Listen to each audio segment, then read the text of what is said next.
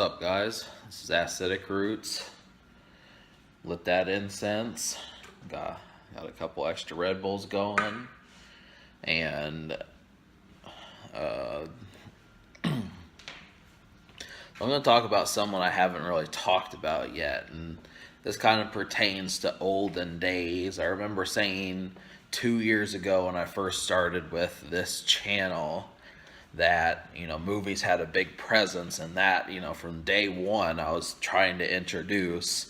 And I remember what I was thinking back then was I was obsessed with trying to find movies that could actually be watched more than one time, and it drove me crazy watching movies in the past and then realizing, well, I really don't care to see this again. So obviously I've, over the course of these 2 years, how that initial goal of mine has improved. I definitely say it has. I watched both of the Ace Ventura movies in year one. I watched the Pee Wee Herman movie. I watched Tron, Bill and Ted, some of these type movies. That was 2015. Watched the Beavis and Butthead movie in 2016. A couple other ones I don't really remember too well. Watched Beavis and Butthead the show in 2016. Just a bunch of them. But, as 2017 kind of came along, I definitely wanted to get back into the context of doing that. So obviously I decided to, and particular person that's come back is Chris Farley. So obviously Goonies is another movie.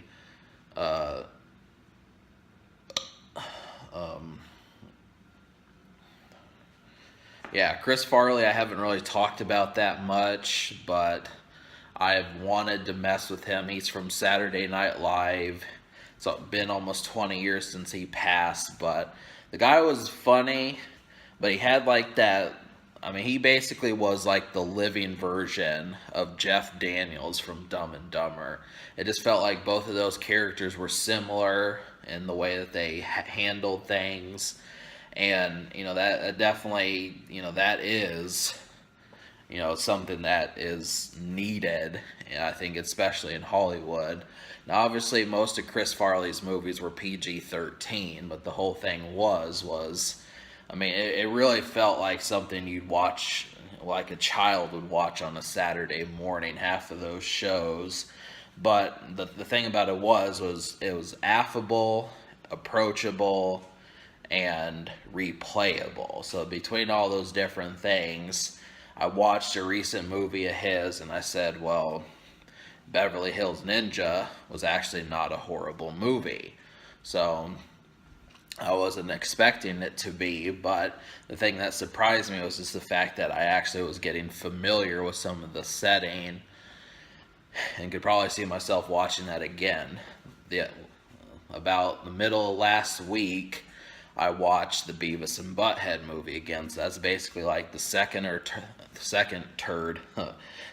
third time I've seen, let me do the Beavis.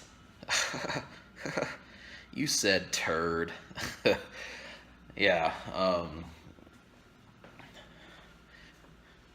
Second or third time I've seen the Beavis and Butthead movie. First time I saw it was last year, and I thought I saw it at least one other time. And I think, maybe it was early 2017. I don't remember. I've seen it, though, and definitely attempted to. I wanted to see it again. I bet the library was surprised that I watched it so quickly. So I watched Chris Farley and Beavis and Butthead, and I thought, this 90s kick, last year it was 90s music, but I'm thinking this year it might just have to be 90s movies. I've seen so many of these, really. All, both the Ace Ventura movies, Dumb and Dumber, The Mask, some of these shits, I've seen them.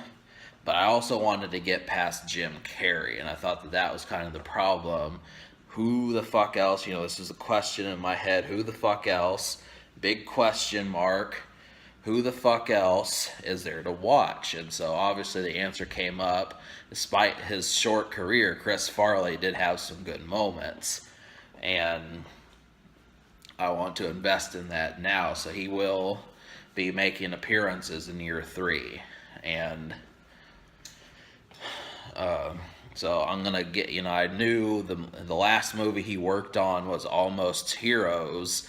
And hopefully, I'm hoping it's in the same vein as Beverly Hills Ninja.